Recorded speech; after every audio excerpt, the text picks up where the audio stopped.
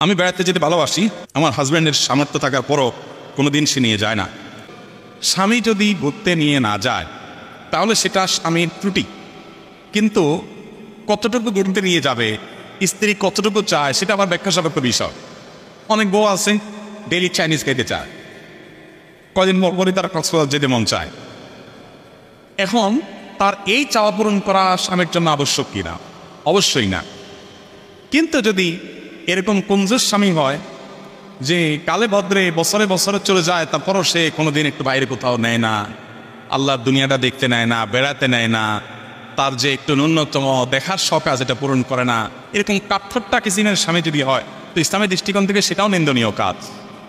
নবী করিম সাল্লাল্লাহু আলাইহি ওয়াসাল্লামের স্ত্রী উম্মুল মুমিনিন আয়েশা রাদিয়াল্লাহু তাআলা আনহা, তিনি নবী সাল্লাল্লাহু আলাইহি ওয়াসাল্লামকে বলেছেন যে তিনি তো খেলাধুলা দেখতে, আনন্দ বিনোদন এগুলো দেখতে পছন্দ করতেন, বয়স কম ছিল, যে ছোট মানুষ ছিলেন।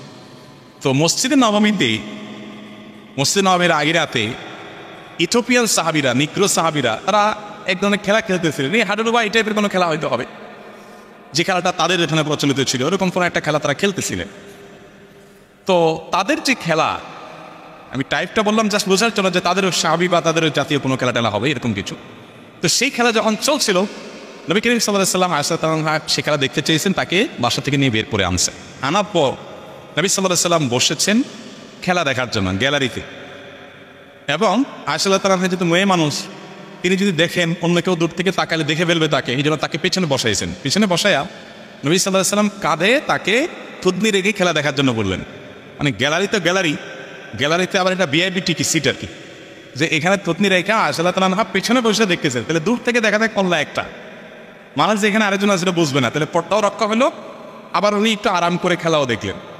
নবী করিম সাল্লাল্লাহু আলাইহি ওয়াসাল্লাম যতক্ষণ পর্যন্ত আয়েশা রাদিয়াল্লাহু তাআলা খেলা দেখতে দেখতে বিরক্ত না হয়েছেন, ততক্ষণ পর্যন্ত তাকে আর বলেন নাই চলো। আয়েশা রাদিয়াল্লাহু নিজে থেকে যখন বলছেন ঠিক আছে আর দেখবো না, তখন নবী সাল্লাল্লাহু বাসায় চলে গেছে। এই হাদিস বর্ণনা করার পর উম্মুল মুমিনিন আয়েশা রাদিয়াল্লাহু বলেছেন, ফাতদুরু কতরাল জারিয়াতুল হাদিসাতি সিন্নি আল হারিসাতি আল্লাহ হবে। ও দুনিয়ার পুরুষরা, স্বামীরা, তোমরা তোমাদের অল্প বয়স্কা স্ত্রীদের বিনোদনের প্রতি ভালোবাসা, টান, এটার খেয়াল রাখবা।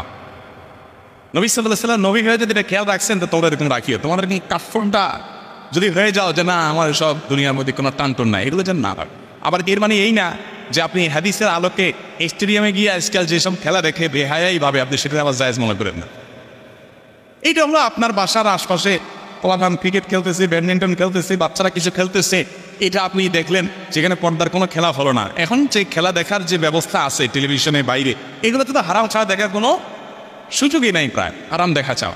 তো নবী সাল্লাল্লাহু আলাইহি ওয়াসাল্লাম তো সেটা করেন নাই, অতএব এই হাদিস দিয়ে আবার সেটা জায়েজ করেন। খোলাসা কথা হলো, স্বামী স্ত্রীর ঘোরাফেরার পরে আন্তরিক হবেন সাধ্য অনুযায়ী।